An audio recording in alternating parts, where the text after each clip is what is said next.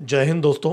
To be an enemy of America can be dangerous but to be a friend is fatal, ये Henry Kissinger ने कहा था और ये बांग्लादेश के लिए बहुत ही परफेक्ट बैठता है इस समय, क्योंकि मोहम्मद यूनस का जो गवर्नमेंट है इसको एस्टैब्लिश तो पूरी तरीके से यूएस ने किया है। क्लिंटन फाउंडेशन का बंदा सीधा लैंड हो जाता है ढाका में, और इनफैक्ट ये क्रिमिनल भी है, इसके ऊपर केसेस भी चल रहे थे, फिर भी डीप स्टेट ने इसको सपोर्ट किया और तख्ता में लेके आया है बांग्लादेश के अंदर।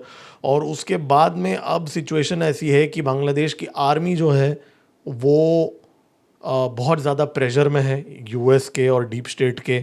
लेकिन एट द सेम टाइम जो इक्विपमेंट वगैरह है बांग्लादेश आर्मी की वो चाइना की तरफ से है, और चाइना एक बहुत बड़ा एलिफेंट इन द रूम है यहाँ पे।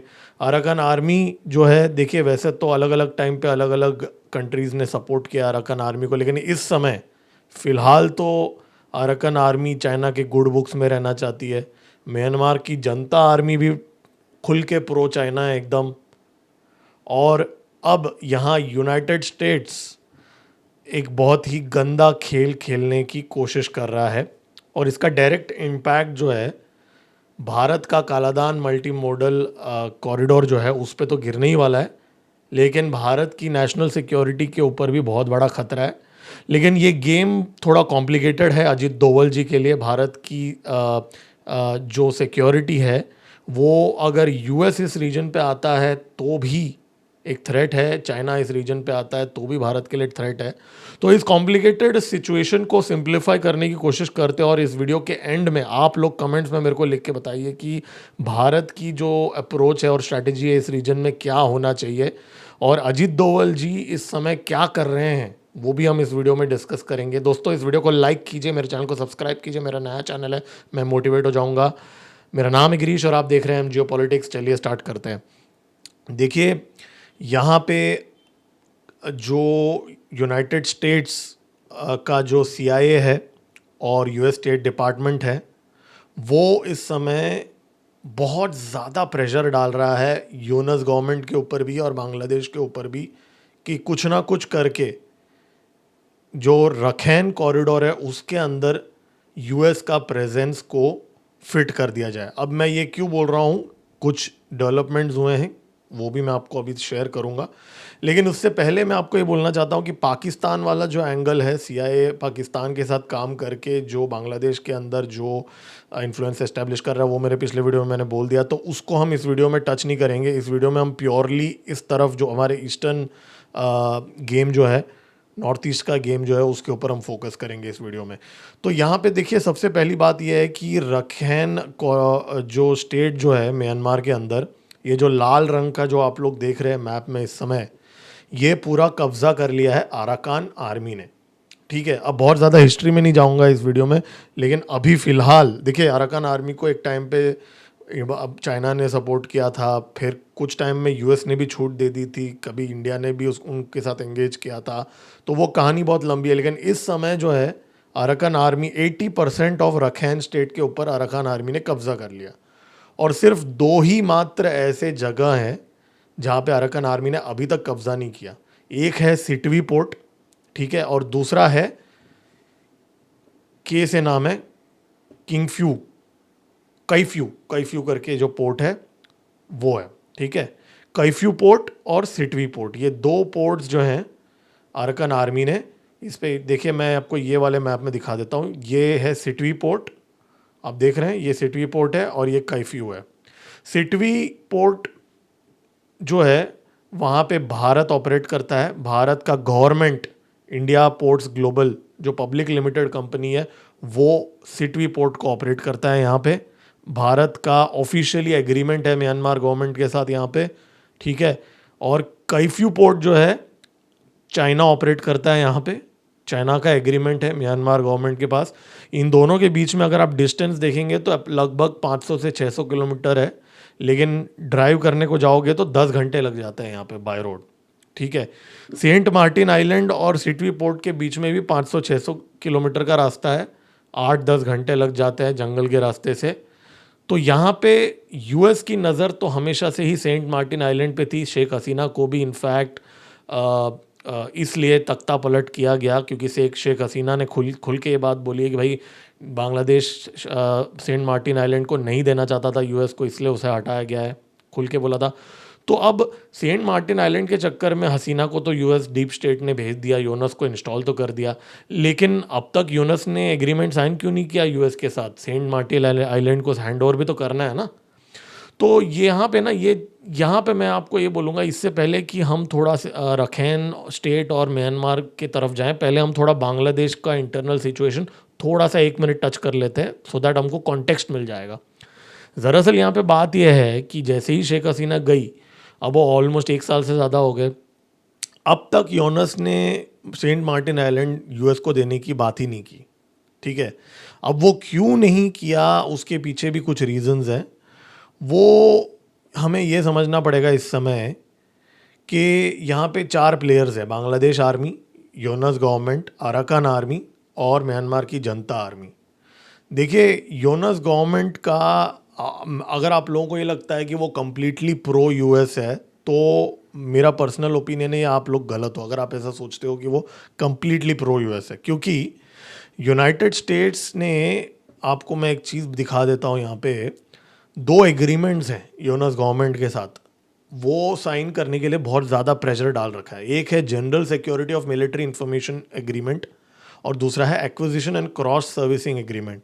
ये पहला एग्रीमेंट ये बताता है कि भाई जो भी मिलिट्री सीक्रेट्स हैं यूनाइटेड स्टेट्स का, वो जब यूनाइटेड स्टेट्स शेयर करेगा बांग्लादेश के गवर्नमेंट के साथ, तो वो उसका जो सेंसिटिव इंटेलिजेंट टेक्नोलॉजी डेटा ये सब सेफगार्ड करने के लिए GSOMIA का एग्रीमेंट होता है। दूसरा होता है ACSA, मतलब लॉजिस्टिकल सपोर्ट, मतलब यूएस के जो नेवी शिप्स हैं, जो एयरक्राफ्ट्स हैं, वो जब बांग्लादेश में आएंगी तो उनका सपोर्ट करना बांग्लादेश का एक रिस्पॉन्सिबिलिटी बनता है। तो वो ACSA ना साइन किया है यूनस गवर्नमेंट ने, 1 साल हो गया, डीप स्टेट वाला बंदा अभी तक तो साइन कर लेना चाहिए था। ACSA साइन नहीं किया, GSOMIA ने भी साइन नहीं किया उसने। आपको एक इंटरेस्टिंग बात बता दूं, पाकिस्तान ने दोनों ही एग्रीमेंट साइन कर लिए यूएस के साथ। हालांकि उनका GSOMIA नहीं है, कुछ और नाम से उस टाइम पे 2005 के आसपास, आई थिंक 2000 में साइन किया था, बट दोनों ऐसे टाइप के एग्रीमेंट साइन किए हैं पाकिस्तान ने। इनफैक्ट भारत ने तक साइन कर लिया है ये 2 एग्रीमेंट्स यूनाइटेड स्टेट्स के साथ। लेकिन जो सो कॉल्ड यूनस जो है डीप स्टेट वाला बंदा, उसने अभी तक ये साइन नहीं किया यार। कौन रोक रहा है उसको? तो ये सोचने वाली बात है। उसका जो आज आंसर है वो आपको इस स्लाइड में दिखेगा। डोनाल्ड ट्रंप ने बहुत बड़ा गेम कर लिया है यहाँ पे। इस साल जुलाई के महीने में म्यांमार की जो जनता के ऊपर यूएस के जो सैंक्शंस लगे थे, उसको डोनाल्ड ट्रंप ने हटा दिया। ठीक है, मतलब कल तक जो म्यांमार का जनता जो है, जिसको यूनाइटेड नेशंस में डीप स्टेट के NGOs बुरा मानते थे, अचानक से डोनाल्ड ट्रंप ने वो सैंक्शंस हटा दिए। मतलब म्यांमार के जो 3 कंपनीज है, KT सर्विसेज एंड लॉजिस्टिक्स जो हैं, जो यंगोन का पोर्ट ऑपरेट करता है, जिसको म्यांमार की आर्मी ने लीज पे दिया है, उसको सैंक्शन से हटा दिया। Myanmar chemical and machinery company, मतलब ये म्यांमार की जो जनता के लिए टैंक्स, मोटार्स, आर्म्स वगैरह प्रोड्यूस करते हैं, इसके ऊपर भी सैंक्शंस हटा लिया यूनाइटेड स्टेट्स ने। ठीक है, और जो म्यांमार नेशनल एक बंदा है, वो बहुत ज़्यादा जनता के रेजिम से एसोसिएटेड है, उसके ऊपर भी हटा दिया। तो भाई डोनाल्ड ट्रंप ने क्या कर दिया, अचानक से म्यांमार की जनता के साथ अपना रिलेशनशिप्स थोड़ा बेटर कर लिया। ठीक है, अब यहाँ पे हम आते हैं ये वाले स्लाइड पे, जहाँ पे आपको एक्चुअल में यहाँ पे गेम समझ में आएगा। देखिए, ये 80% टेरिटरी अराकान आर्मी ने कैप्चर कर लिया, राइट। अब म्यांमार की जो जनता है वो फाइट कर रही है अराकान आर्मी के साथ ये जगह पे वापस कब्जा करने के लिए, और अब यूएस म्यांमार जनता को सपोर्ट करने लगा है आजकल। और यहाँ से इस तरफ से कॉक्स बाजार के साइड पे यूनाइटेड स्टेट्स यूनस गवर्नमेंट के ऊपर अभी प्रेशर डाल रहा है कि भाई हम यहाँ पे एक ह्यूमैनिटेरियन कॉरिडोर स्टार्ट करेंगे। ठीक है, ताकि जितने भी ये जो रोहिंग्याज हैं रखैन स्टेट से, वो सारे जो बांग्लादेश के अंदर कॉक्स बाजार के अंदर घुस के आ गए हैं, बेचारे गरीब भूखे जो बेचारे हैं, उन लोगों को वापस हम भेजेंगे रखेन स्टेट के अंदर धकेलेंगे और इस ह्यूमैनिटेरियन कॉरिडोर के द्वारा, ठीक है। और यहाँ पे मिशनरीज और सब कुछ भेजना स्टार्ट कर दिया है यूनाइटेड स्टेट्स ने यहाँ पे, ठीक है। वो काम तो ऑलरेडी स्टार्ट कर दिया है, ठीक है। यूएस गवर्नमेंट रुका नहीं है, उसने ऑलरेडी अलाउ कर दिया मिशनरीज और एनजीओज को तो ऑलरेडी वहाँ पे। अब उसमें से कितने सीआईए के एजेंट्स हैं, कितने सारे वो बंदे हैं वहाँ पे, वो तो आप अंदाज़ा लगा सकते हो, स्मार्ट हैं आप, राइट। तो कॉक्स बाज़ार में यहाँ पे यूएस का प्लान ये है इस समय कि यहाँ पे जो एनजीओज के द्वारा अपने जो ट्रूप्स को वहाँ पे भेज के, बांग्लादेश आर्मी को इस समय यूएस ट्रेनिंग भी दे रहा है वहाँ पे। इनफैक्ट 2 दिन पहले बीआईएसएस और एएफडी, ह्यूमैनिटेरियन कॉरिडोर की बातें कर रहे हैं बांग्लादेश के अंदर। बीआईएसएस जो है वो डीप स्टेट की institute of international and strategic studies और बांग्लादेश की आर्म्ड फोर्सेस डिवीज़न, ठीक है। इनके जो स्पीकर्स हैं, ये लोग ढाका यूनिवर्सिटी में बैठ के बोल रहे हैं कि जी हमको अब ह्यूमैनिटेरियन रीजंस के वजह से अभी हेल्प करना पड़ेगा, ठीक है। और दूसरी तरफ बांग्लादेश के आर्मी वाले अब ये बोल रहे हैं कि अराकान रोहिंग्या सैल्वेशन आर्मी जो है और रोहिंग्या सॉलिडारिटी ऑर्गेनाइजेशन जो है, ये दो जो गुट है, इनको और ज़्यादा हथियार हमें सप्लाई करना चाहिए और ज़्यादा अराकान आर्मी से लड़वाना चाहिए। ये बात की प्रोपगेशन इस समय ढाका के अंदर हो रही है। 2 दिन पहले एक कॉन्फ्रेंस हुई और इस कॉन्फ्रेंस के अंदर यूके का एम्बेसी से भी लोग आए, मतलब एक यूके का डिप्लोमेट जो यंगॉन में रहता है, वो वहाँ से उड़ के आया बांग्लादेश में, और यंगॉन से यूके का डिप्लोमेट आया उड़ के ढाका के अंदर, और वो बांग्लादेश का national security adviser Khalilur Rahman के साथ बैठ के उस कॉन्फ्रेंस में 3 घंटे तक बात किया कि भाई कैसे रोहिंग्या को वापस हमें भेजना चाहिए रखैन कॉरिडोर में, रखैन कॉरिडोर एस्टैब्लिश करके, इसलिए हमें अराकान आर्मी से लड़ना चाहिए। तो डीप स्टेट यहाँ पे इस समय इस रीजन के अंदर एक बहुत बड़ा कॉन्फ्लिक्ट स्टार्ट करने की कोशिश कर रहा है, और इस कॉन्फ्लिक्ट में म्यांमार का जनता जो है, आप सरप्राइज मत होइए, वापस बोल रहा हूँ आप सरप्राइज मत होइए, वो यूएस का साथ भी दे सकता है इस जंग में, ठीक है। जहाँ पे अराकान आर्मी को वो साउथ से अटैक करेंगे और बांग्लादेश आर्मी और जो यहाँ पे जो रोहिंग्या के जो मिलिशिया हैं, उन लोग के साथ मिल के अराकान आर्मी पे यहाँ पे अटैक किया जा सकता है। और भारत का जो Kaladan multi modal corridor, transport corridor जो है, उसको बहुत बड़ा यहाँ पे खतरा है, इसलिए भारत ने भी कुछ प्लानिंग स्टार्ट कर दी है, लेकिन वो मैं 2 मिनट बाद आऊँगा उसके ऊपर। लेकिन यहाँ पे चाइना वाला एंगल पहले हम लोग थोड़ा स्टडी कर लेते हैं। चाइना यहाँ पे चुप नहीं बैठा है, देखिए चाइना यहाँ पे एलिफेंट इन द रूम है, ठीक है। बांग्लादेश की जो आर्मी है आज भी चाइना के साथ ज़्यादा क्लोजली एसोसिएटेड है कंपेयर टू यूएस, ठीक है। तो पीछे से जो बांग्लादेश का आर्मी चीफ है वकर उल जमन जो है, वो चाइना के साथ काफ़ी क्लोज है। इनफैक्ट वो रशिया भी गया था रिसेंटली, उसके ऑफिशियल्स गए थे। तो चाइना यहाँ पे कभी नहीं चाहेगा कि यूएस यहाँ पे घुस जाए, इसलिए बांग्लादेश की जो आर्मी है इस समय वो यूएस गवर्नमेंट के साथ सेम पेज पे नहीं है, क्योंकि यूनाइटेड स्टेट्स चाहता है कि बांग्लादेश अराकान आर्मी के साथ लड़े, बांग्लादेश की आर्मी अराकान आर्मी के साथ लड़े। और ये बात यूनस भी जानता है, यूनस ये बात जानता है कि उसको पावर में लेके ही आए डीप स्टेट के लोग, लेकिन अब वही डीप स्टेट उसका जो एहसान दिया है यूनस को, उसका कीमत चुकाने को बोल रहा है कि भाई तुम जाके लड़ो अराकान आर्मी के साथ।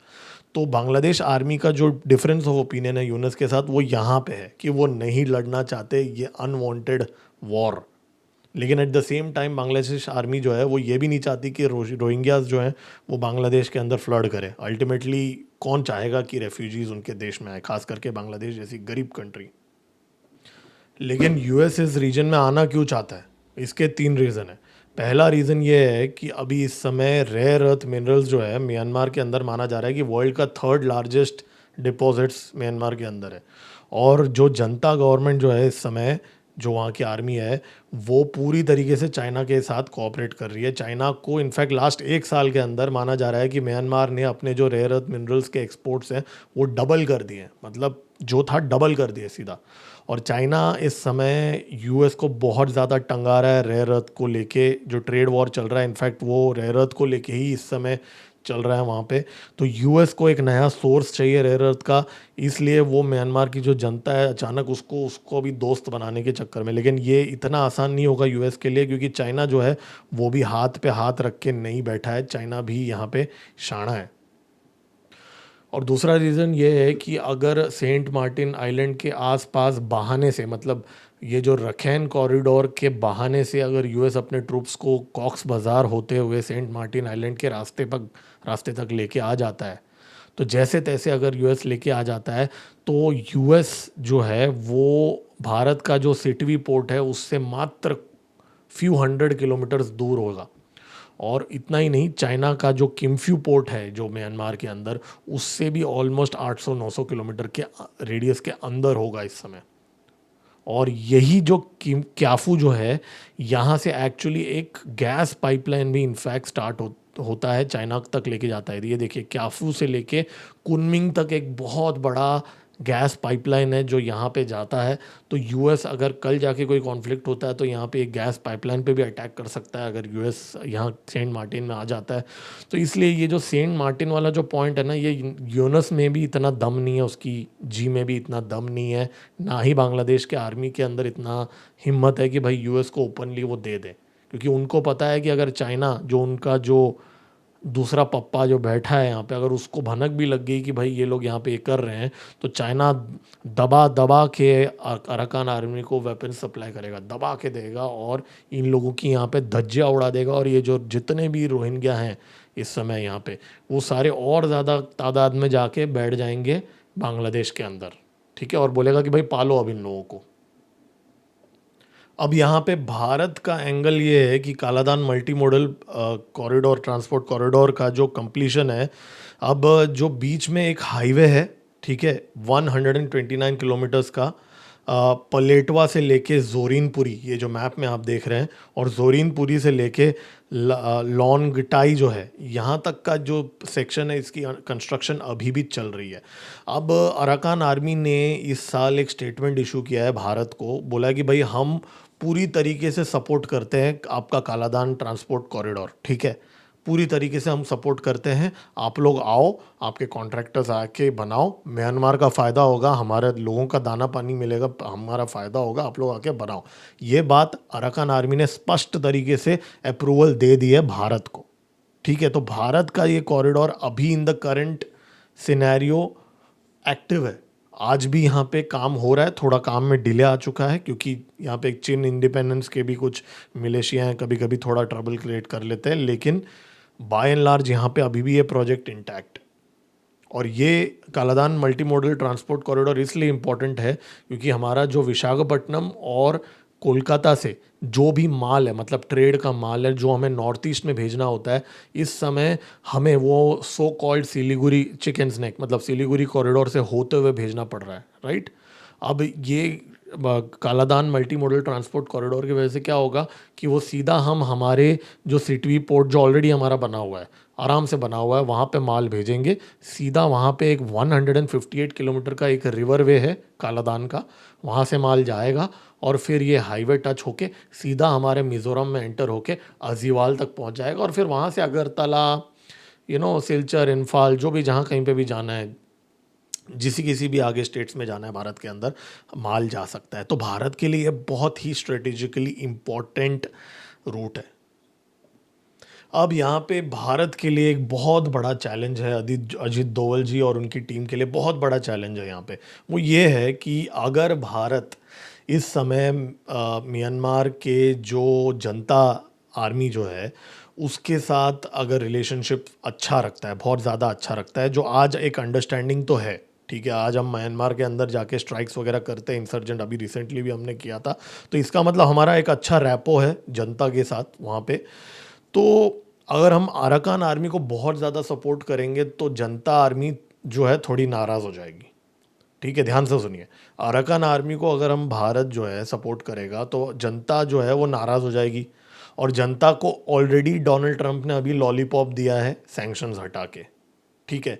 तो अब भारत जनता को एलिनेट नहीं कर सकती, but at the same time अगर भारत अराकान आर्मी को सपोर्ट अगर नहीं करेगी तो भारत का जो कालादान मल्टी मॉडल कॉरिडोर जो है जिसका जो रूट है, ठीक है, सिटवी पोर्ट और बाय द वे क्याफू पोर्ट आज भी जनता ही कंट्रोल करती है। बाय द वे ये दोनों पोर्ट सिर्फ जनता ही कंट्रोल करती है, उसके आसपास का सारा रीजन अराकान आर्मी कंट्रोल करती है। ये बात मैं बताना आप लोगों को भूल गया कि सिटवी पोर्ट जो है वो जनता के कंट्रोल में, लेकिन उसके आसपास का सारा एरिया तो अराकान आर्मी कंट्रोल करती है। तो अगर भारत अगर अराकान आर्मी को सपोर्ट करता है तो जनता नाराज़ हो जाएगी, जनता को सपोर्ट करेंगे बहुत ज़्यादा तो अराकान आर्मी नाराज़ हो जाएगी, और अराकान आर्मी नाराज़ होगी तो भाई हमारा जो Kaladan multi modal transport corridor जो है वो वहाँ पे प्रॉब्लम में आ जाएगा। तो ये भारत का धर्म संकट है यहाँ पे, ये रीजन के अंदर। लेकिन यहाँ पे एक चीज़ में कॉमन एजेंडा भारत और चाइना दोनों का है, वो एजेंडा ये है कि भाई यूएस को यहाँ ना आने दो। ठीक है, ना चाइना चाहता है ना भारत चाहता है कि यूएस कॉक्स बाज़ार में आए, यूएस को सेंट मार्टिन आइलैंड मिले, क्योंकि यूएस को यहाँ आने से ये जो एरिया है ऑलरेडी कॉम्प्लिकेट हो जाएगा। ऑलरेडी यहाँ पे सिटवी पोर्ट भारत खुश है यार, यहाँ पे क्याफू पोर्ट चाइना खुश है, हम दोनों खुश हैं भारत और चाइना। लेकिन यहाँ पे ये सेंट मार्टिन आइलैंड जो सेंध लगाने के लिए यूएस आना चाहता है, ये चाइना और भारत दोनों ही नहीं चाहते। इसलिए मोहम्मद यूनुस जो है वो फंस गया है। वो अपने डीप स्टेट के जो मास्टर्स हैं उनको वो प्लीज़ नहीं कर रहा है, सेंट मार्टिन आइलैंड नहीं दे रहा है, उसके ऊपर प्रेशर लगा रहे हैं डीप स्टेट वाले। बांग्लादेश के अंदर आके कॉन्फ्रेंसेस कर रहे हैं। आई वोंट बी सरप्राइज कि सीक्रेट मीटिंग के अंदर वो मोहम्मद यूनुस को माँ बहन की भी गाली दे रहे होंगे डीप स्टेट वाले, उसके जो हैंडलर्स हैं, कि भाई किधर है भाई हमारा आइलैंड, शेख हसीना को निकाला था आइलैंड के लिए, किधर है, पूछ रहे होगे ना। तो उसी तरह बांग्लादेश की जो आर्मी जो है वो भी रेसिस्ट कर रही है इस समय, इसलिए यूनुस जो है वो बांग्लादेश की आर्मी के लोगों को अरेस्ट करवा रहा है ह्यूमन राइट्स वायलेशन में, क्योंकि वो प्रेशर डालने की कोशिश कर रहा है कि भाई आप लोग भी इस तरफ आ जाओ, यूएस के कैंप में आ जाओ। लेकिन बांग्लादेश की आर्मी नहीं वैसा कर रही है। बांग्लादेश की आर्मी क्या कर रही है, वो अब जाके पाकिस्तान के साथ एंगेज कर रही है, और जो पाकिस्तान का जो जनरल है वो जो शाहिर शमशाद मिर्ज़ा, ठीक है, वो अब गया है चिकन्स नेक के पास। जी हाँ, तो वो जो है वो अभी भारत का चिकन्स नेक को विज़िट कर रहा है। और ये जो चिकन्स नेक में ये जो बंदा विज़िट कर रहा है, इससे ये एकदम क्लियर हो गया है कि अब भारत को कुछ तो यहाँ पे करना पड़ेगा। भारत हाथ पे हाथ रख के नहीं बैठ सकता, क्योंकि अगर भारत ने अभी अगर कोई एक्शन नहीं लिया यहाँ पे तो ये रीजन कंप्लीटली भारत के अगेंस्ट जा सकता है, ये रीजन में जो एंटिटीज़ हैं। तो मेरा यहाँ पे पर्सनली ये मानना है कि भारत को वैसे भी हमें सिलीगुड़ी कॉरिडोर को वाइडन करना चाहिए रंगपुर तक, लेकिन अगर गलती से यहाँ यूएस आ जाता है सेंट मार्टिन आइलैंड में तो भारत को 101% सिलीगुड़ी कॉरिडोर को वाइडन करना ही पड़ेगा, और कोई ऑप्शन नहीं है, क्योंकि हम लोग उतने छोटे कॉरिडोर के ऊपर डिपेंड नहीं रह सकते यहाँ पे। इसलिए भारत को अब कुछ ना कुछ तो यहाँ पे करना पड़ेगा। आप लोग कमेंट्स में मेरे को लिख के बता सकते हैं कि भारत का नेक्स्ट स्टेप क्या होना चाहिए ये कॉम्प्लिकेटेड सिचुएशन में, और आप लोगों को क्या लगता है कि एंड में बांग्लादेश करेगा क्या? क्या वो यूएस के प्रेशर में आ जाएगा कि आज चाइना के डर से वो यूएस को ऐसे ही टंगा के रखेगा? क्या लगता है आप लोगों को? कमेंट्स में आप लोग लिख के बताइए। दोस्तों इस वीडियो को लाइक कीजिए, मेरे चैनल को सब्सक्राइब कीजिए, मेरा नया चैनल है, मैं मोटिवेट हो जाऊंगा। मेरा नाम है गिरीश और आप देख रहे हैं एम जियो पॉलिटिक्स। मिलते हैं अगले वीडियो में। जय हिंद।